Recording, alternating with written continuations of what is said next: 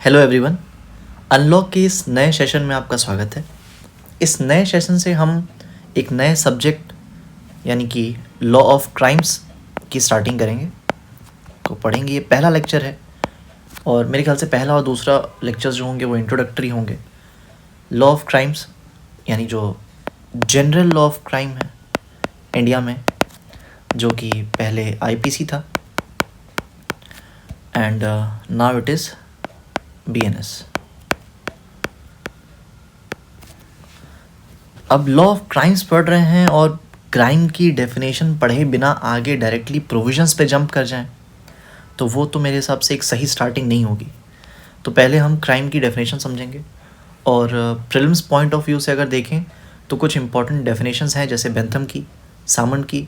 ये definitions prelims में पूछी जाती हैं और एक बेहतर अंडरस्टैंडिंग के लिए भी ज़रूरी है कि हम क्राइम की डेफिनेशन को समझ लें, इससे पहले कि हम ये समझें कि लॉ ऑफ क्राइम्स में क्या प्रोविजंस हैं और वो कैसे डील करते हैं।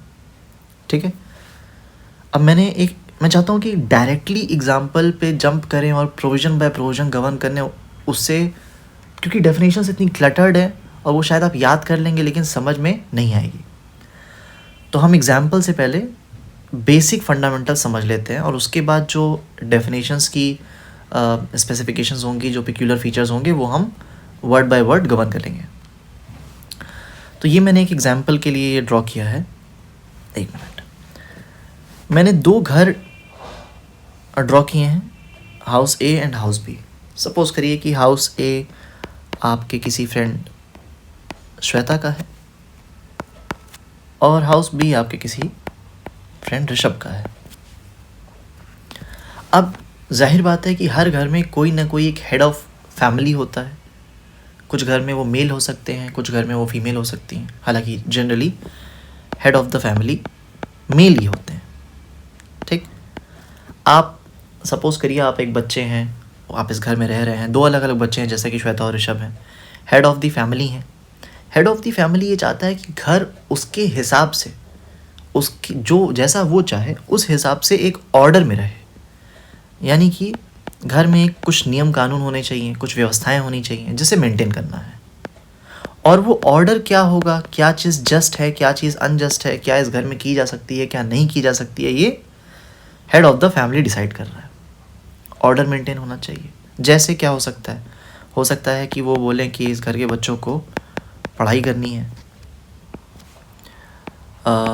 नो कॉल्स आफ्टर इवनिंग, शाम के बाद फ़ोन कॉल पे बात नहीं करनी है, नो पार्टीज़, है ना।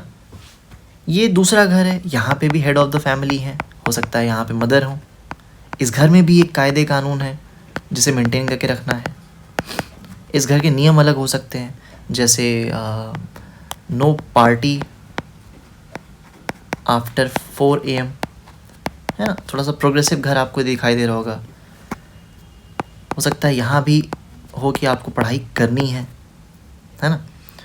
अब आप ये समझिए कि ये काम है जो आपको नहीं करने, ये वो काम है जो आपको करना है।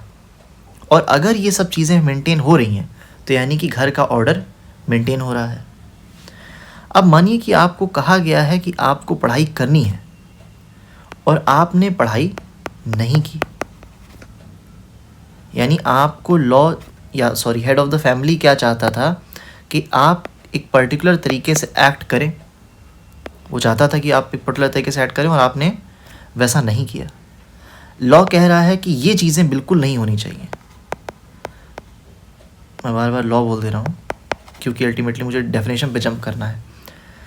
हेड ऑफ द फैमिली आपसे ये कह रहा है कि ये चीज़ें नहीं करनी है और आपने वो चीज़ कर दी। जो आपसे मना किया है करने के लिए वो आपने कर दिया, और जो आपको कहा जा रहा है कि आप करिए वो आप नहीं कर रहे हैं, है ना। अब हेड ऑफ द फैमिली क्या करेगा भाई, या तो वो छोड़ दे कि ठीक है आप अपने मनमर्जी के मालिक हैं। वो चीज़ है नहीं, क्योंकि हेड ऑफ द फैमिली घर को अपने हिसाब से गवर्न कर रहा है। आपको वैसे ही एक्ट करना है, आपके बिहेवियर को रेगुलेट किया जा रहा है कि आप वैसे ही इस घर में रहेंगे जैसा हेड ऑफ द फैमिली बताएगा। हेड ऑफ़ द फैमिली आपके बिहेवियर को रेगुलेट कर रहे हैं। कैसे?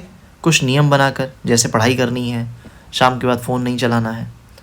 अब आपने ये किया है तो अब आपको पनिशमेंट मिलेगी। पनिशमेंट जैसे आपका फ़ोन छीना जा सकता है, आपको पिटाई पड़ सकती है। तो अब आप एक पूरा एक सिस्टम, एक फ्रेमवर्क समझ पा रहे होंगे कि हेड ऑफ़ द फैमिली है, यानी कि हमारे केस में ये पार्लियामेंट है। पार्लियामेंट ने बिहेवियर को रेगुलेट करने के लिए लॉ बनाया है, ठीक है, ताकि ऑर्डर मेंटेन रहे। और अगर आप इस लॉ का वायलेशन करते हैं तो आपको पनिश करेगा, ठीक। अब यही चीज़ हमें क्राइम की डेफिनेशन में इनकलकेट करनी है। अब हम वन बाय वन करके ना डेफिनेशंस को के साथ गवान हो लेते हैं। एक मिनट। जैसे कुछ इंपॉर्टेंट डेफिनेशंस, और तसल्ली से हम कोशिश करेंगे कि हम भागें ना, एक एक वर्ड को समझें, उसकी मीनिंग को समझें। जैसे ब्लैकस्टोन कहते हैं कि crime is an act committed और ओमिटेड। मैंने क्या बताया पिछले एग्जाम्पल में, हमने बात करी कि एक्ट कमिटेड और ओमिटेड। एक्ट यानी जो काम आपको करने के लिए मना किया गया था, यानी समथिंग दैट वाज फॉरबिडन, मना किया गया था, प्रोहिबिट किया गया था, वो काम आपने कर दिया तो गलत है, वो क्राइम है। लॉ कह रहा है कि आप कोई पर्टिकुलर एक्ट कमिट नहीं करेंगे और वो आपने लॉ कह रहा है आपसे कि आप एक पर्टिकुलर एक्ट कमिट करिए और वो आपने ओमिट कर दिया तो वो भी क्राइम है। अब ये एक्ट जो कमिट हो रहे हैं या ओमिट हो रहे हैं, इनके लॉ को भी देख लीजिए। जैसे ये कह रहे हैं कि ये वायलेशन होना चाहिए पब्लिक लॉ का, प्राइवेट लॉ का वायलेशन नहीं है, पब्लिक लॉ। जैसे कॉन्स्टिट्यूशन लॉ, आईपीसी, ये सब पब्लिक लॉ हैं जो स्टेट और इंडिविजुअल के रिलेशंस को गवर्न करते हैं, वो पब्लिक लॉ कहलाते हैं, ठीक। अब जैसा क्या है, आइदर फॉरबिडिंग। फॉरबिडिंग किसके लिए यूज़ किया जा रहा है? फॉरबिडिंग यूज़ किया जा रहा है एक्ट कमिटेड, यानी आपसे कोई काम मना किया गया था, आपने वो काम कर दिया। और दूसरा, लॉ आपसे कह रहा है कि आपको कोई काम करना है, कमांड किया, वो चाहता है कि वो आप काम करें। जैसे आपके हेड ऑफ़ द फैमिली हैं, वो चाहते हैं कि आप पढ़ाई करें, आप वो ओमिट कर रहे हैं, यानी वो काम आप नहीं कर रहे हैं, तो ये क्राइम हो गया, ठीक। अच्छा, अब नेक्स्ट डेफिनेशन हम स्टीफन की देख लेते हैं। अगर इसको समराइज़ करें तो हम यही कह सकते हैं कि पब्लिक लॉ में अगर कुछ चीज़ें लिखी गई हैं, कुछ प्रोविजंस हैं कि कोई पर्टिकुलर एक्ट कमिट करना है, कमिट होना चाहिए, तो आपको वो काम करना पड़ेगा। अगर आप वो काम ओमिट करते हैं तो वो क्राइम होगा।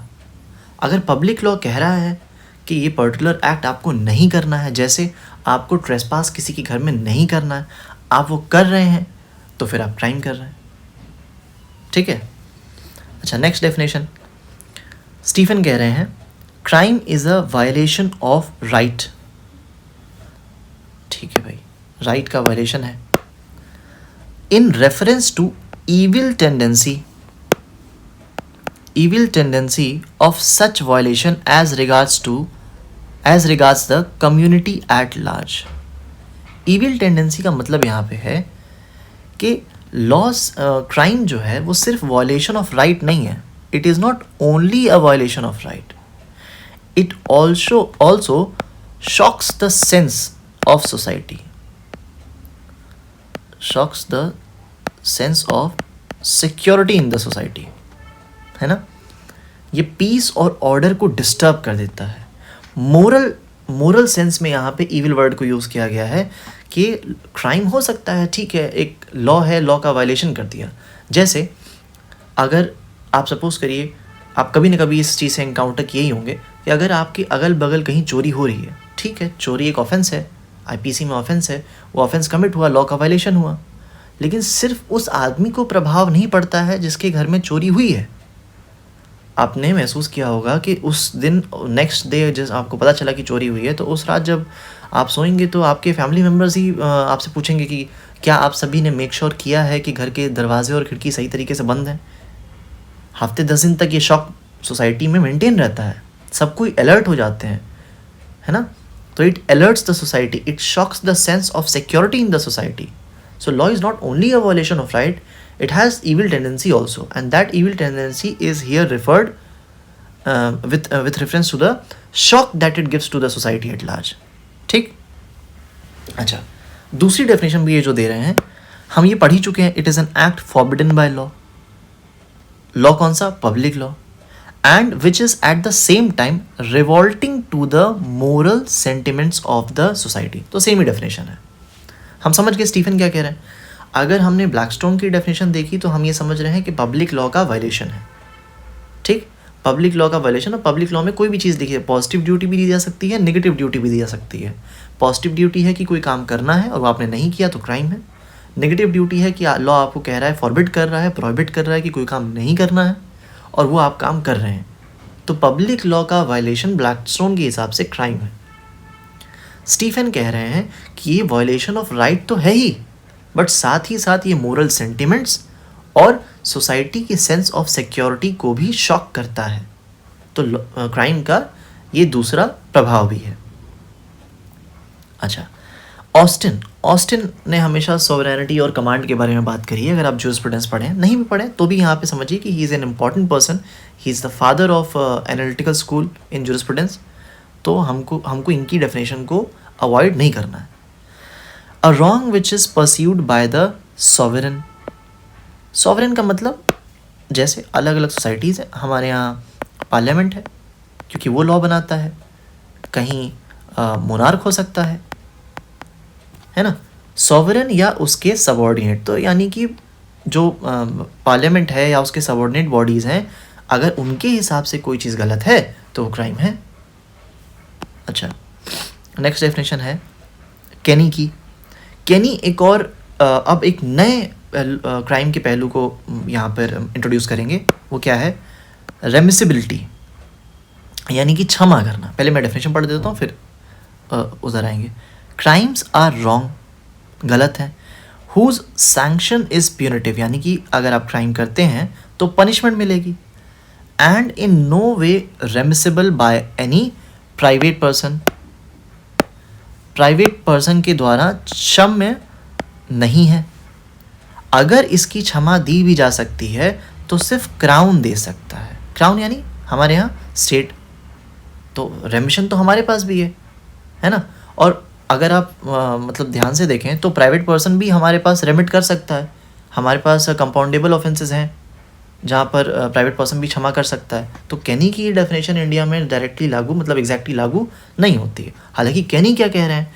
केनी ये कह रहे हैं कि क्राइम रॉन्ग्स हैं, अगर जो कि कमिट किए जाए तो पनिशमेंट मिलती है, और प्राइवेट पर्सन क्षमा नहीं कर सकता. अगर आपके खिलाफ कोई क्राइम हुआ है तो आप उसको क्षमा नहीं कर सकते.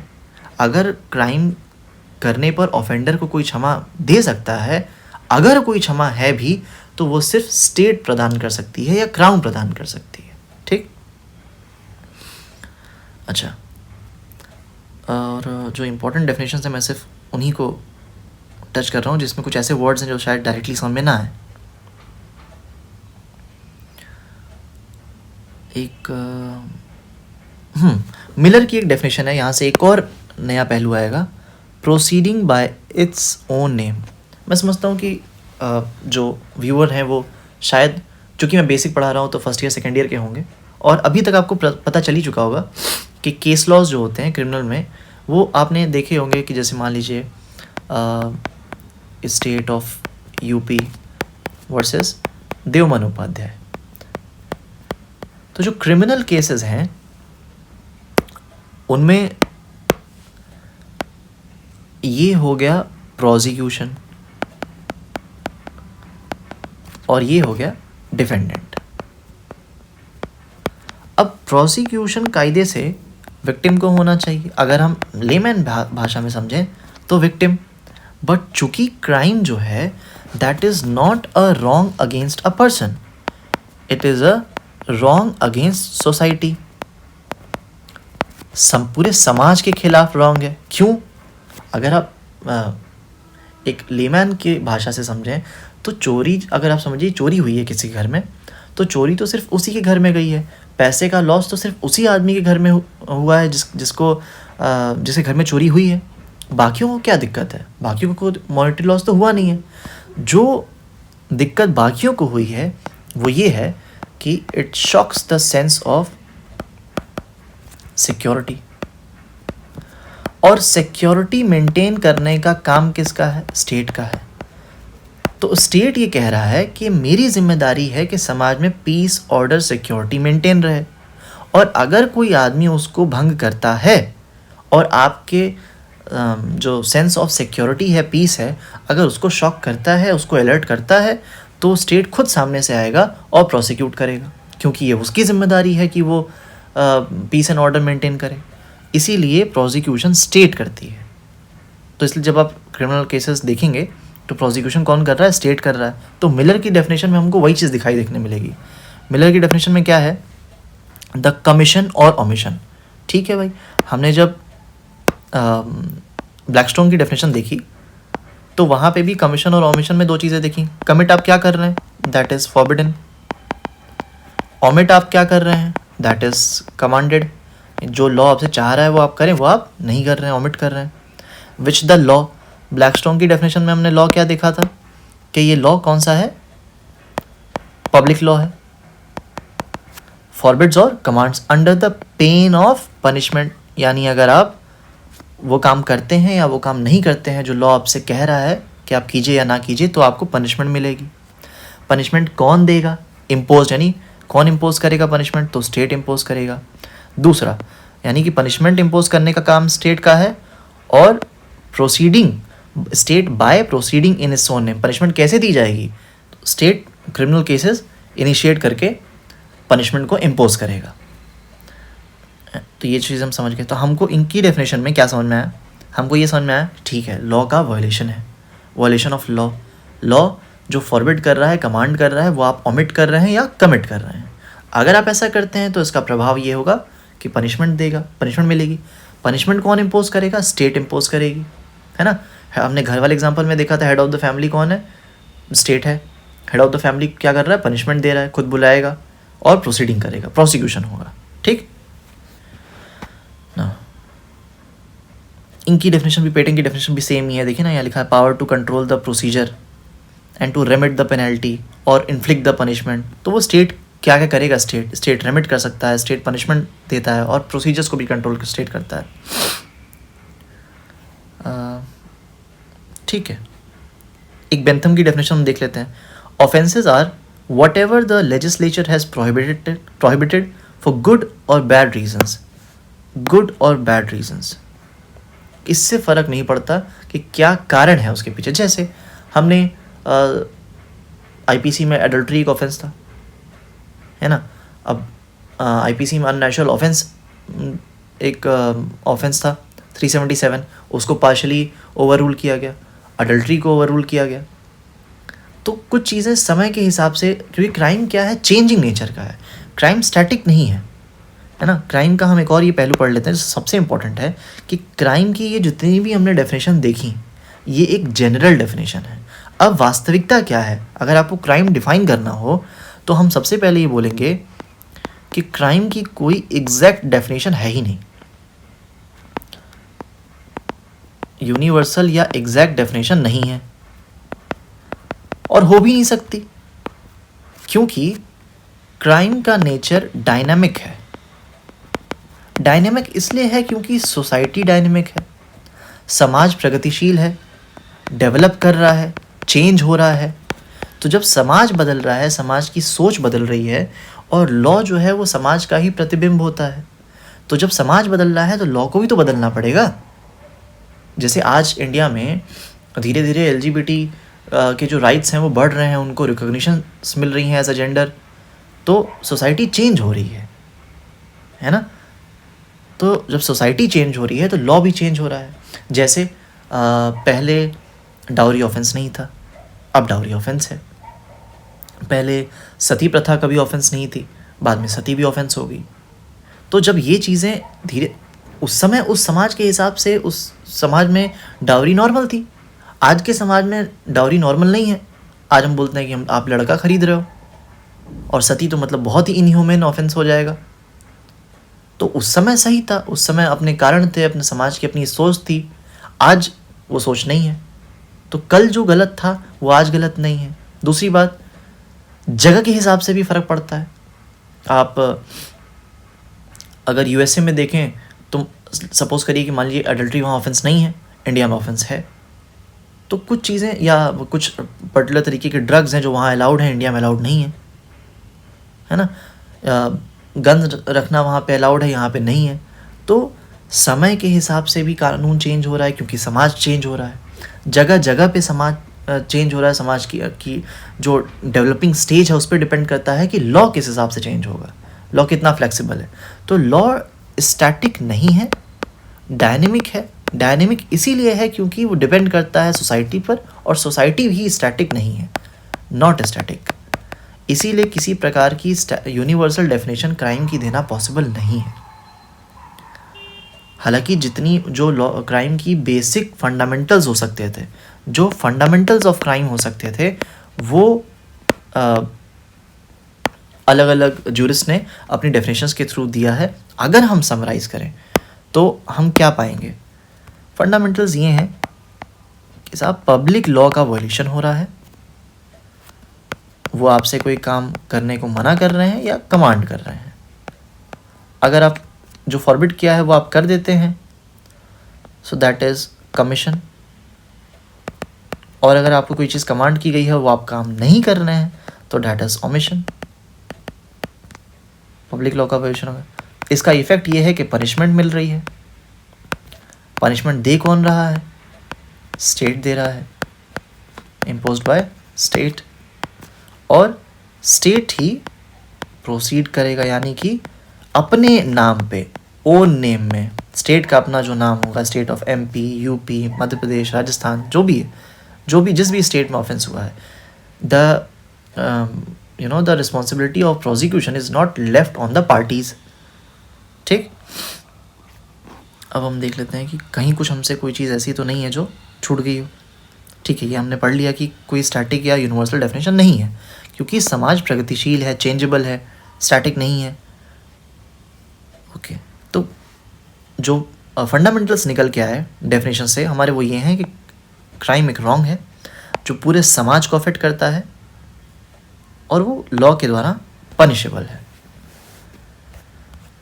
ठीक है, तो हम बेसिक इंट्रो के बाद एक दो डेफिनेशंस दे सकते हैं और हमारी क्राइम की डेफिनेशन कंप्लीट हो जाएगी। अगर हमको आंसर लिखना है तो पहले हम बताएंगे कि क्राइम की कोई एग्जैक्ट डेफिनेशन नहीं है, कोई यूनिवर्सल डेफिनेशन नहीं है। इसलिए नहीं है क्योंकि समाज प्रगतिशील है और लॉ भी उस हिसाब से चेंज हो रहा है। हालांकि हाँ, some of the important definitions are, जैसे ब्लैकस्टोन्स, स्टीफन, सामन और बेंथम की डेफिनेशंस को हम कोट कर सकते हैं। दैट्स इट, इस वीडियो के लिए इतना ही। अगले वीडियो में हम एलिमेंट्स ऑफ क्राइम को कवर करने की कोशिश करेंगे, और फिर आगे धीरे धीरे आईपीसी और बीएनएस दोनों के प्रोविजंस को कंपैरेटिव मेथड में हम अप्रोच करेंगे।